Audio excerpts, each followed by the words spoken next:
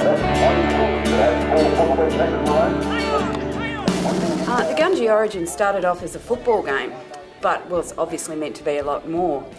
And when the football game started up, we weren't that closely involved. But people in the community started coming to us and saying, this is a great idea. And the police then came to us and said, look at what we've got here. We were like, wow, community buy-in, this is fantastic. This is something that we do every day. We'd love to be part of it. Through our conversations with the police, we realised that we were the perfect organisation to run the auspice on behalf of the whole entire program. So it's been a fantastic learning experience because WINS has always had a close relationship with our local Aboriginal community. Over 20% of our population is Aboriginal. But this has enhanced that relationship significantly. It's absolutely fantastic because it's broken down silos within the community. It's brought together organisations across the community, but it's brought the community together. People are doing so much for this program in the community on a voluntary basis. And it's not only about reducing crime, it's about including people in the community, about building our capacity as a community.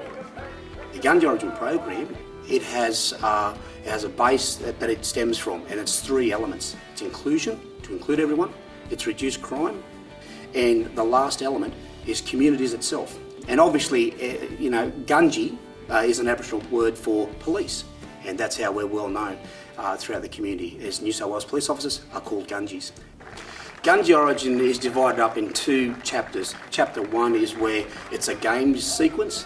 We invite the West Haven Disability Service in to play league tag. We call them the West Haven Maroons.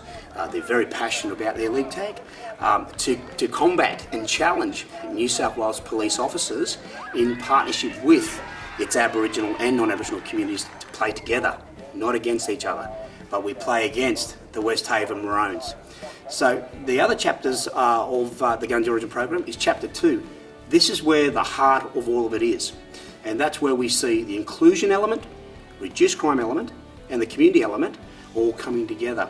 Aboriginal people, non-Aboriginal people of our community, the unemployed, stakeholders alike, whether it be government, non-government, local business owners, they all come together during our meetings, and there's a number of those meetings that happen throughout the year where we all share that conversation at that table, and we, on a proactive basis, we create initiatives to do exactly those three elements. Include everyone in that dialogue, in that communication process.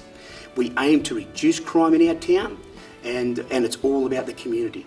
So one of the initiatives that came out of the Reduced Crime meeting was a dog and a dealer program, and what happened was that our reports to Crime Stoppers went from 2 to 3 per week to a peak of 8 per day. That provided us with a wealth of information of drug suppliers. And we said from the very beginning that we're not looking at targeting the drug users. We're looking at the suppliers, people that are pushing this scourge onto the community. After the initial part of the program, which was all about community awareness and getting people on board, we've executed 12 search warrants in the Wellington area. We've arrested over 29 people, and those charges now are up to around about 100 charges, mostly for drug supply, but also for supplying firearms and for break, enter and steal and associated things. From day one, Wellington Information Neighbourhood Centre have been 110% behind us. They provide not only our administrative support, but they really are our social conscience. They keep us in contact with the community. They let us know what's happening out in the community. They just are an absolutely fantastic organisation. It's a real focal point for the town. Oh, I think it's great. It's getting all the services to work together. I think that's absolutely fantastic. A lot of services sometimes do their own thing. Gungee's been great in bringing all the services together and working for a common goal. Being a neighbourhood centre has been a core to this project because we don't have one single box that we have to tick. We can work right across the community, and no other organisation in our community has the capacity to provide this support across the community. Neighbourhood centres can work outside the box. We're not stuck in that bureaucratic mire that some of the bigger organisations are stuck in. So we're so lucky because we can respond directly to community needs and to the issues that the community wants to address, that they want us to address as a community. and that we can address together as a community.